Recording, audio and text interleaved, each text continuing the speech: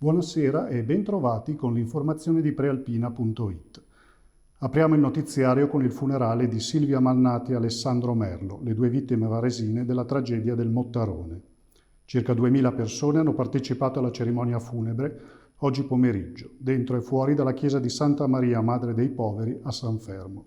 I feretri, arrivati uno accanto all'altro, al termine del funerale celebrato da Monsignor Giuseppe Vegezzi, sono stati accompagnati a spalla dagli amici dei due giovani, con la loro canzone preferita, Destri di Gazelle, sullo sfondo.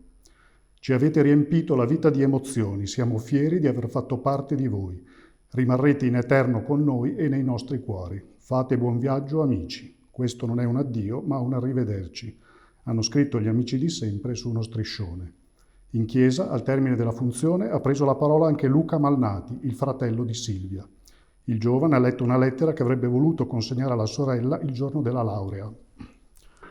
Oltre a ringraziare tutti quanti sono stati vicini alle due famiglie in questi terribili giorni, Luca, che ha parlato di Alessandro come di un secondo fratello, ha detto: «Ciao sorellina, il tuo brother è fiero di te.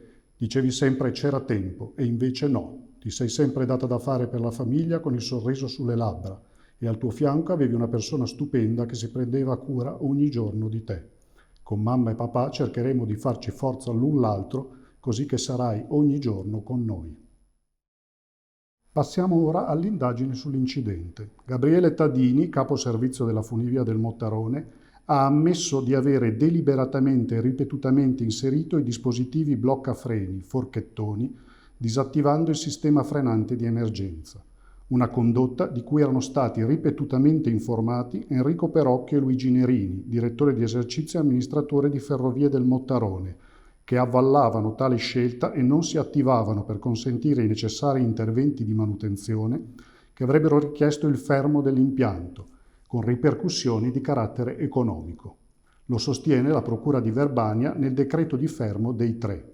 Negli atti si legge anche che in caso di accertato riconoscimento delle responsabilità la pena detentiva sarebbe elevatissima e che sussiste il pericolo concreto e prevedibilmente prossimo della volontà degli indagati di sottrarsi alle conseguenze processuali e giudiziarie delle condotte contestate, allontanandosi dai rispettivi domicili e rendendosi irreperibili.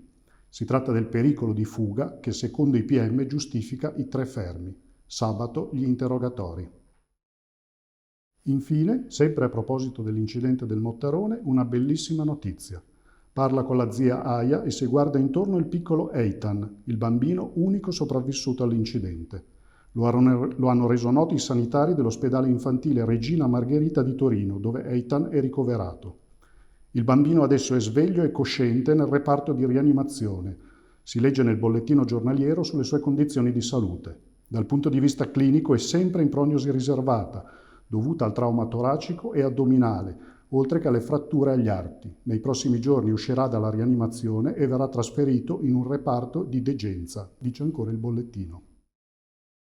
Voltiamo pagina e passiamo all'emergenza coronavirus. Con 44.390 tamponi effettuati, sono 739 i nuovi casi in Lombardia, con il tasso di positività stabile all'1,6%, ieri era l'1,5%.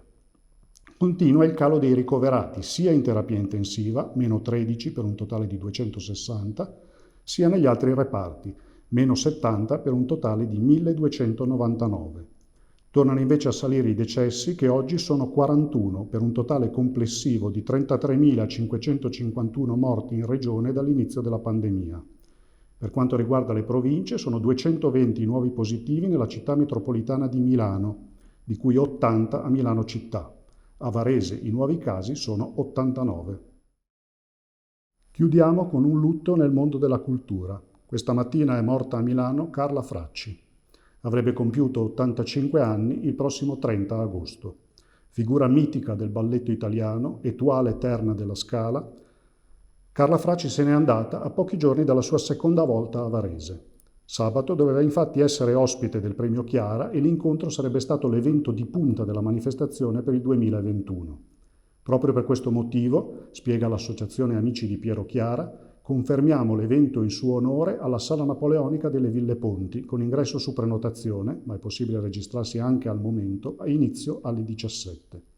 Ci saranno proiezioni di interviste, spezzoni di spettacoli della Fracci, accanto alla presenza di Enrico Rotelli, biografo ufficiale della ballerina, e di Andrea Chiodi, il regista varesino al quale era stato affidato il compito di intervistarla. Questa era l'ultima notizia. L'informazione di prealpina.it torna domani alle ore 13. Buona serata.